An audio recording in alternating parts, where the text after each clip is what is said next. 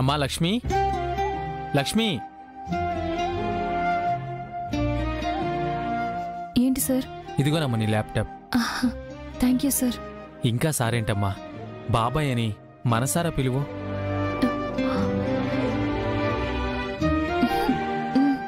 అలాగే బాబాయ్.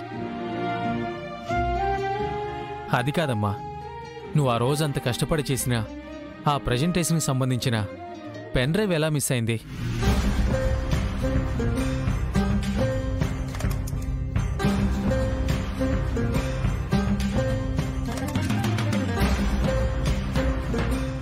ఏమో బాబాయ్. నాకైతే అంబిక మీద సహస్ర మీద డౌట్ ఉందమ్మా.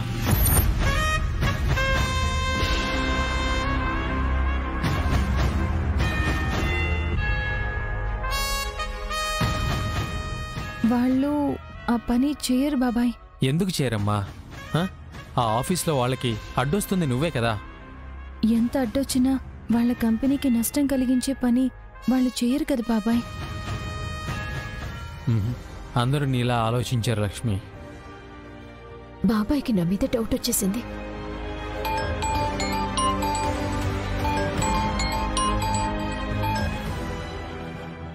హలో, వచ్చిందా మెయిల్కి రిప్లై? సరే నేను చూస్తాను, ఉంటాను.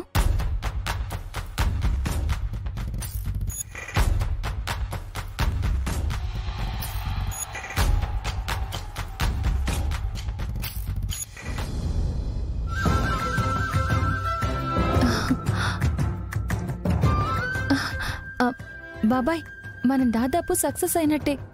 మనం ప్రెజెంటేషన్ పంపించిన బ్యాంకుల్లో ప్రాసెస్ చేసి 8 బ్యాంకులు ఫండ్స్ ఇవ్వడానికి ఒప్పుకున్నాయి.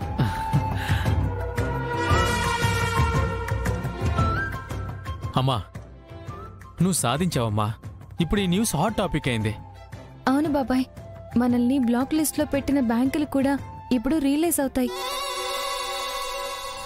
చూడమ్మా, కొన్ని రోజుల్లో నీ అండర్లో ఈ కంపెనీ అంచెలంచెలుగా ఎదిగి ఫుల్ గ్రోత్ అయినప్పుడు నిన్ను బ్లాక్ లిస్ట్లో పెట్టిన వాళ్ళే నీ చుట్టూ అపాయింట్మెంట్ కోసం తిరుగుతారమ్మా.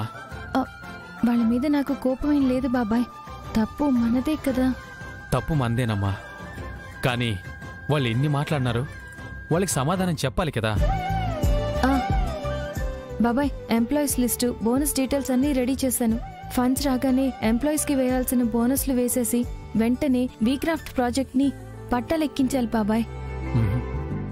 అన్నీ పాజిటివ్ వైబ్సేనమ్మా, అంతా మంచి జరుగుతుంది.